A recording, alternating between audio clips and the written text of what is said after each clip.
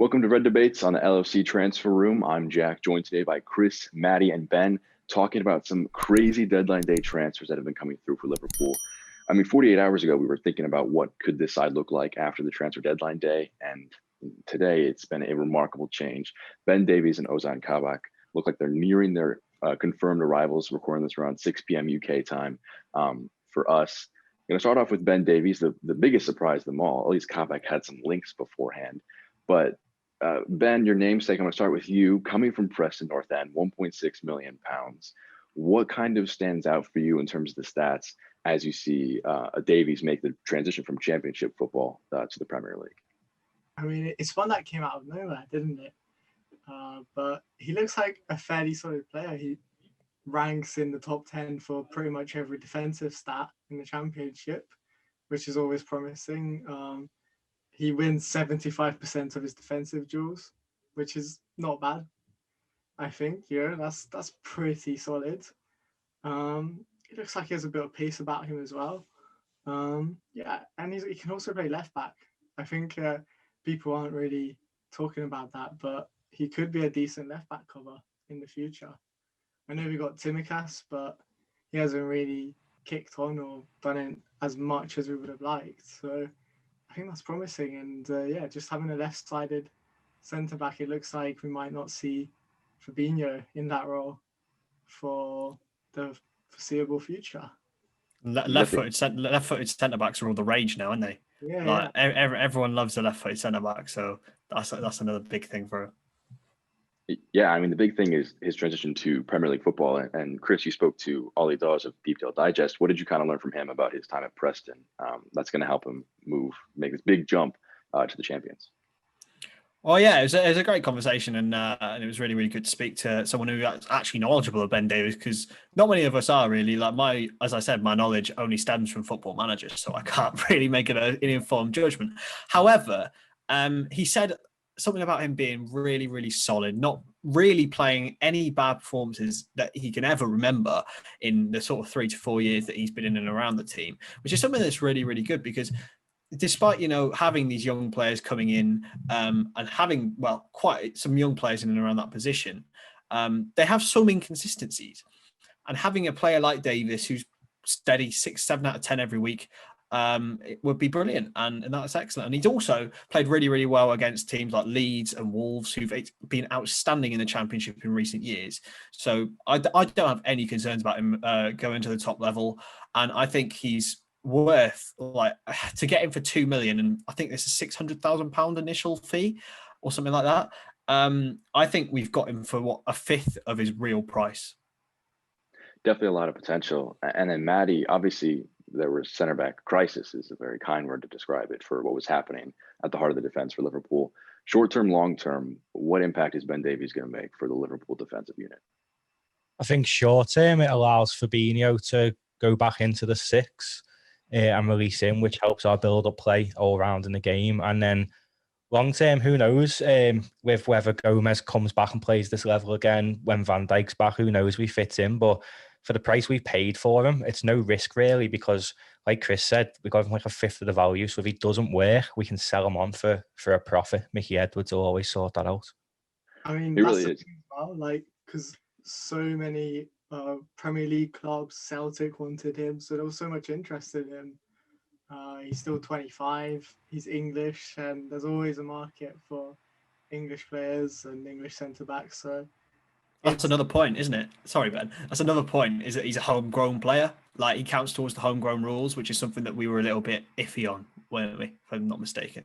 Yeah, speaking of homegrown, Ozan Kabak coming in, Turkish player, 20 years old. Another genius move from our Lord and Savior, Michael Edwards. Bringing him in on loan, no obligation to buy. If they do want to buy him in the summer, £18 million could be activated in June. Honestly, a very exciting transfer. Ben, I'm going to start with you. Getting a bit of a statistical look at him. What's exciting you about Kabak? He's 20. He's playing in a poor Schalke side, but he's making another move to the Premier League champions. What are you expecting from him? At 20, you don't really expect a complete defender. And with Kabak, it goes without saying, he's still very raw. I don't know if people remember, when Joe Gomez first came into the side, I'm kind of expecting the same sort of impact from Kabak at the start, because he's still very raw, sometimes a bit rash when it comes to challenges. But what's really impressive about him is he's got pace. He's very good in the air. He ranks in the top 5 in the Bundesliga in terms of aerial duels won. It's over 70%, which is a really good return. And I think what's impressive as well, and he does this even though he's only 6'1", so he's not like the tallest player, and that's really promising, and that just shows his strengths, which we've kind of lacked an aerial ability in that box recently. I don't think that's not really Fabinho's strength. Nathan Phillips did really well against West Ham, but neither Matty or Fabinho are the strongest when it comes to combating those set pieces and those aerial challenges, especially in the box. We've conceded set pieces against Southampton, West Brom, and a few other teams recently. Yeah, I mean, Ben, you hit on his strengths, but I think the big weakness everyone will talk about is the team. Schalke are one of the worst teams in the Bundesliga, a bit of a poor season overall. Chris, tell me why Liverpool fans shouldn't worry about the fact that he's part of a Schalke team which conceded over 40 goals already this season and has been porous defensively. What respite should they have that it won't be a problem for Kabak moving to Liverpool? Yeah, I don't think it's a problem. We've got players from teams who are struggling, like Hull City got relegated, and when we signed Andy Robertson. So I saw Paul Merson on Sky Sports News today saying, "Oh, he'll come from a losing mentality to a winning mentality." That's a really difficult thing to do. I don't think it is. When you're surrounded by winners, I think you will become a winner, and I think that's something that's really helped players coming into Liverpool, especially at the start of the season, like Diogo Jota, for example. I think he's really stepped up his levels since joining Liverpool. But yeah, people cannot forget that Kabak has played for 3 massive clubs. He's not just played for Schalke. Played for Galatasaray as a kid, Stuttgart, 50,000 seater stadium, Schalke, 60,000 seater stadium. There's a massive soap opera at all of those clubs. I just don't think there's any backlash to this signing in terms of, can he handle the pressure? Has he been playing X, Y, Z? Nah, I'm fully behind it. And then Matty kind of, it obviously is a loan for the next few months, 18 million pounds to buy. Considering where he's going to fit short term, long term, is this a purchase you think Liverpool should make? Obviously, we're going to have to wait to see how he plays. If he drops stinkers week in, week out, probably won't sign him. But what do you foresee as the next few months of his Liverpool career, short or long? I'd buy him. He's only young, and we've discovered since with Matip that he's not exactly someone who can stay fit for a number of games. So if we was to move someone like Matip on when everyone's back fit, I'd buy him. He's a good option. I've got a lot of friends in Turkey who said he is good. He's levels above Soyuncu. So it'll be interesting to see him in the Premier League. Obviously, the Premier League's a different standard to any league that he's played in, and he's played in a bad team in Schalke. And like Chris said, when you come into a team where you're winning, you're going to play better. When he's training with his idol, Van Dijk. When Van Dijk's back, he's going to get better. Anyone's going to get better playing with Van Dijk. Look at Gomez. I think he come on leaps and bounds under Van Dijk's stewardship as well. I think as well what people need to remember is what's going to be massive for him is in training. He's going to be going up against 2 of the best attackers in the world, and Salah and Mane, every single day. And as a 20-year-old centre-back, that's going to help him grow so much. Even just being in that environment and playing against those attackers who have won the Champions League, the Premier League, he's going to grow and learn. And obviously he's going to be working under Jurgen Klopp as well, who's not a bad manager himself. In terms of other signings elsewhere, Liam Hughes from Celtic, goalkeeper for the under-23 side. Cade Gordon, still wondering if he's going to be making the move. You never know with academies. You don't know until you see the training pictures of him. From Derby County, regarded as the best 16-year-old in the country. Outgoing Seb Vandenberg goes the other way in the Preston North End deal on loan to try and fill their gap in the defensive unit without Davies. And there's been a lot of rumors, especially today. It's been kind of overwhelming, the amount of links that we've had. So Chris, I'll start with you.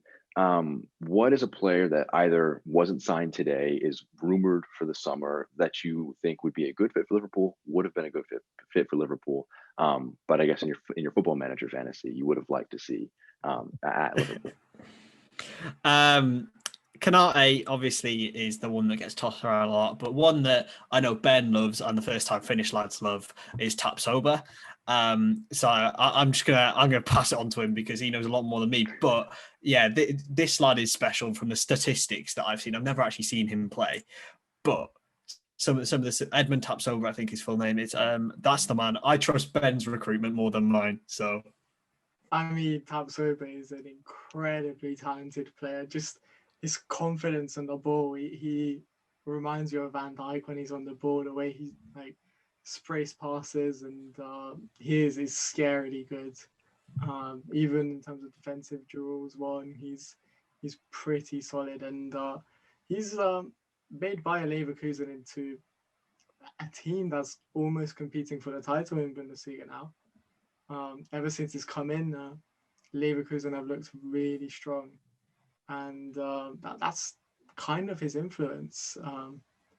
And if it almost, to a lesser extent, it reminds you of Van Dijk coming into Liverpool in the beginning and how solid he made us.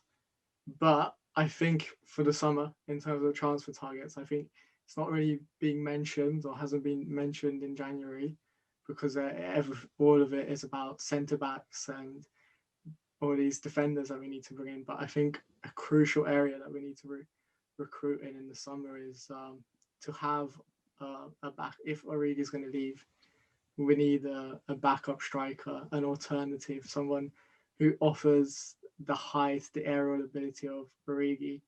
I don't know if Avani, he's doing well in the Bundesliga at the moment. I don't know if he could be a direct replacement, or whether we're going to invest in another striker. But I think that's one to look at for the summer. Even for someone who can challenge Firmino, personally, I think that's obviously we have Jota, but I don't know if he's probably more comfortable playing on the wing.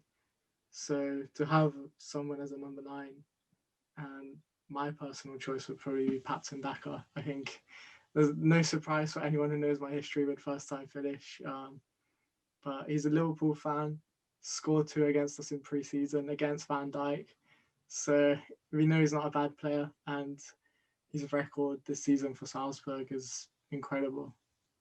Big money dream I have is Erling Haaland. That would be yeah, it'd be brilliant. Seeing Trent cross a ball to a guy with aerial ability, it'd be beautiful. I fear the problem with those is I feel like if we're going to get a Haaland or an Mbappe, then Salah has to leave. I think that's the inevitable. And do we want Salah to leave? I don't know if I'm ready yet. No, I want to. I'd let Salah go. 100%. If we're getting Mbappe, I'll drive Salah to the airport if we're getting Mbappe. I mean, we've been talking about center backs almost exclusively until very recently. We were acting like the game of football is just 2 center backs one-on-one against each other and just on a pitch. But Matty, center backs are elsewhere. For you to kind of wrap up this bit, what do you want to see Liverpool do long term? What would you like to see them do this window in terms of addressing some of the problems in their squad? Well, I think the only problem this window was the centre back issue. I think we're not going to go and buy a striker when Jota's about to come back and he'll revitalise the front 3 again. We don't need a midfield. We've got loads of them. But long term, I'd like to see someone like Haaland come in. I think he's got a £70 million release clause next summer. I think he'd be perfect for Liverpool. It's just whether he'd come. I think because he's a Leeds fan, isn't he? If I'm not mistaken, he was born in Leeds, and he said on record his dreams to play for Leeds. So it's whether they want to buy him. He could maybe shock a few people and go there, but he's one player. I'd take him. I don't think his lead support is going to impact. I think Haaland is the type of player who wants to join the best club in the world. So if we're showing him that we're competing for the title, if we do have another good run in the Champions League, and we get that money, and we're showing him that we're competitive and we're the best team in the world, then he won't hesitate. He'll join us, no problem. But it's just I'd rather Haaland than Mbappe, if I'm completely honest. I think I agree with that. I think and I don't know, Mbappe's brilliant. he's awesome to watch. But I don't know if he's going to have kind of like a Michael Owen effect in the future, because he's been so prominent and so good ever since he was 17. I worry for him because a big side of his game is his pace, and obviously a lot of defenders target him nowadays in the French league. So I don't know. I think Haaland has that winning mentality. His mentality is very much Klopp's mentality in a way, and he, like you guys said as well, he offers us something different. His aerial threat, his strength, his physical ability. I'm not sure if he'd be that great at pressing, because obviously Klopp likes his attackers to press like a Firmino.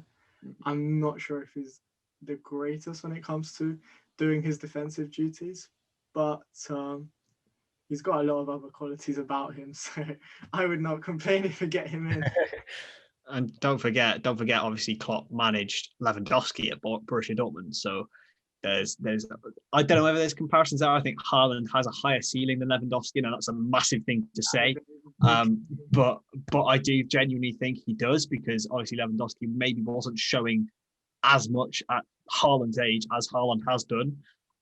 So who knows what's going to happen with those two? But I genuinely think if it meant signing Erling Haaland, Jurgen Klopp would change his system. Yeah, I don't think he'd have to change it that much, because he played in the Red Bull system, and Klopp loves that Red Bull system. He loves how it works, and they play very similar to us. So maybe at Dortmund, Haaland hasn't been the best at defensive duties, but I think in the Red Bull system, he knows how to do it. He knows how to gegenpress and stuff. So I think he'd fit in. yeah. I think as well, like, I talked to the scout who discovered Haaland in Norway, and who brought him to Molde, the first Norwegian club, where he like kind of got his start at like 17, 16. He was actually working under Solskjaer then. Solskjaer gave him his debut, but he just has this incredible mentality. I was talking to the scout who's watched him since he was 15, and he scored on his like international debut at under 15 level from the halfway line, just straight from kickoff in the second half. He saw that the goalkeeper was like playing with his hair or something, and he just shot it and it went in. And that's the kind of mentality that you want in a striker. Like, absolutely ruthless. Yeah. And yeah, that's what we want. Really. I'm going to jump in. Say one of the big qualms of this transfer window, it may end on a very high note with Davies and Kabak coming in, but it was on deadline day, and there was a very poor run of form throughout the month that resulted in them now being potentially, if City win their game in hand, 7 points off of the top. So I'll toss this out. Someone pick it up if you want to. Did Liverpool leave it too late to make these moves, and should they have addressed these center back problems a few weeks ago, literally 30 days ago on January 1st? Before anyone starts, do you think if we would have bought someone on January 1st, he would have played any of the recent games anyway? Yeah, I mean, what I was going to say is, if we were paying 40 million for Ozan Kabak and 15 million for Ben Davies, I would be saying right now, why on earth weren't we making these moves 2-3 weeks ago? We'd have got them for far cheaper. But in terms of a business perspective, I don't think we've gone wrong at all, because Ben Davies was on his way to Glasgow, and then all of a sudden Jurgen Klopp brings 2 million quid, rising to maximum £600,000 right now. Like, it's ridiculous. I just think from a monetary perspective, you look at it and you think, how have we managed to wangle? How has Michael Edwards managed to get this on deadline day? Like, this is mental. I think the answer is yes, we did leave it too late. Am I complaining? No. I mean, that's really the simple answer, but were there better targets? Were we linked with better targets than Kabak and Ben Davies? Yes. And potentially Kaletakar. I think he had more potential about him. I think he is very solid, and I'm gutted that one didn't go through. And that one was just a case of us leaving it a bit too late because Marseille weren't able to get a replacement. But Kabak is not a bad alternative, you know. I think he's gonna do well. And if he doesn't, then we don't have an obligation to buy him, and he goes back to Schalke, and that's the end of that. But I think it was worth paying 1.5 million just to have him in there and see how good he is. If it doesn't work out, do you think we'll end up going back in for Seletar in the summer? I think Seletar probably hopes that we're going to go back in for him. He'll probably be watching Kabak and hoping him that fails. But no, I think we probably had like a big target, someone like a Konate lined up for the summer. So I think if Kabak fails, then we'll probably get a big money centre back. To wrap things up today, next few weeks, probably Leipzig on the 16th of February, first one that we could realistically see both Davies and Kabak back with Fabinho fit, maybe Matip fit, unsure about his injury. So when the short-term injuries are alleviated and you have Matip, you have Fabinho, you have Nat Phillips, you have Reece Williams, Davies and Kabak, obviously, what is your ideal center back pairing for Liverpool? I'll start with you, Chris. What do you want to see in the heart of the defense when you have all your options, as well as Fabinho as well, who was a very good defensive midfielder, but also a very good center back as well? That's so difficult, isn't it? Because you look at it and you think Fabinho's done really well. Like, he's been brilliant. Same with Jordan Henderson, actually. They've both been brilliant. But they're both better in midfield. So realistically, you're throwing that one up there. If Matip's fit, Matip plays for me, despite the fact he's made a quavers. Because look, he's a world-class centre back when he plays football. But that's just not very often. So Matip would be one, and I would play Davies as the other one to start off with, and then when Kabak just gets in playing a little bit more, maybe bring him off the bench if we're winning games. I'd be bringing Kabak into the team towards March, April time. The Leipzig game, I'd definitely start Kabak myself next to Matip, because Davies this is a massive move for him. I don't even think he expected it himself. So then when you're playing in the Champions League, you're not coming up against a weak opposition. I mean, there's no weak teams in the Champions League, but Leipzig are flying in the Bundesliga. I think Kabak played against them, maybe not successfully, but Schalke haven't been that good this season. But I think if you're in the Champions League games, you need Champions League experience to have a chance. And I think it'd be too much too soon to throw Davies into it. But I'll put Matip and Kabak against Leipzig. But in the short term, like Chris said, I'd put Davies in. I think as well, against Leipzig, recently they've been either playing Poulsen or Alexander Sørloth as the number 9, and they're really tall players who compete in the air a lot. And like I mentioned, Kabak wins a lot of his aerial duels and he's really good in the air. So to have Kabak in there just for that reason alone would be a really good option now. And I'm no longer as dreading that game as I was before. If we had a Henderson in there or a Fabinho. So I think that's really nice to have that now. I mean, obviously I don't want to jinx it because it's not 100% confirmed. Hopefully it will be by the time the video goes out. But yeah, I think it would just be incredible to watch Ben Davies play Champions League football. I mean, what a story as well. But I think I agree with Matty. I think I play Kabak in the Champions League. And after the City game, we have, I don't think our running is that bad. We have Leicester, maybe? Yeah, I think Sheffield United, Leicester. Yeah, so Everton, I think, is in there somewhere. I'd play Ben Davies in those games, especially against Leicester, because they like to run in behind and Davies has the pace. So I think that would be a good test for him, just to see how good he is. Fundamentally, there are more options at center back than the unexperienced Reece Williams, the midfielders. So it's exciting times for Liverpool fans. Those transfers yet to be confirmed, and a lot of news still flying in. So if you want to find more, make sure to subscribe here to our YouTube channel. Content coming out for match previews, match reviews. Chris doing a lot of great interviews as well. Matty doing great match previews, and then Ben, stat genius there. He's going to have some tactical videos also in the future. If you want to read more about it, LFCTransferroom.com as well, and on Twitter at LFCTransfer as well. For myself, Jack, for Chris, Ben, and Matty, this has been the LFC Transfer Room. Take care.